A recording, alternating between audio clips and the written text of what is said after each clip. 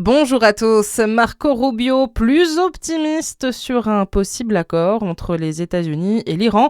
Le chef de la diplomatie américaine a estimé avec prudence que Washington pourrait avoir des nouvelles dans la journée. Marco Rubio a également affirmé qu'Israël aurait toujours le droit de se défendre, quel que soit l'accord entre Washington et Téhéran. Israël qui poursuit ses frappes contre le Liban. L'armée israélienne annonce la mort d'un de ses soldats dans le sud du pays. Hier, une frappe menée par l'aviation israélienne a fait 2 morts. Dans le reste de l'actualité, la chaleur continue de s'abattre sur une partie de la France. La vigilance jaune canicule a été étendue à 18 départements, ce qui est assez exceptionnel pour un mois de mai. Tout l'ouest de la France est concerné, ainsi que Paris et sa petite couronne.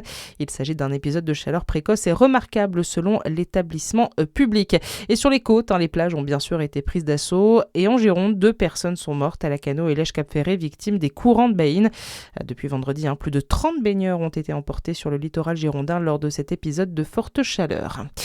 Le choc à Rennes après la découverte d'un enfant sans vie. Le jeune garçon a été retrouvé avec une serviette de bain nouée autour du cou sur les rives de la Vilaine, non loin du centre-ville. Le procureur de la République de Rennes n'exclut pas l'intervention d'un tiers. Une enquête pour meurtre a en tout cas été ouverte. Les signalements de disparition de mineurs en hausse en 2025. C'est l'alerte de la plateforme téléphonique 116 000 à l'occasion de la Journée internationale des enfants disparus. Au total, 40 953 disparitions de mineurs ont été signalées aux forces de l'ordre, soit 112 enfants par jour. Les fugues représentent l'immense majorité de ces cas.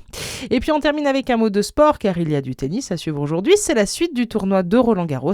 On suivra notamment les débuts de Gaël Monfils pour son tout dernier tournoi parisien. Il affronte au premier tour son compatriote Hugo Gaston. Chez les femmes, on suivra également l'entrée en lice de Loïs Boisson. La numéro 1 française sera opposée pour ce premier tour à la Russe Anna Kalinskaya. Excellent début de matinée à tous.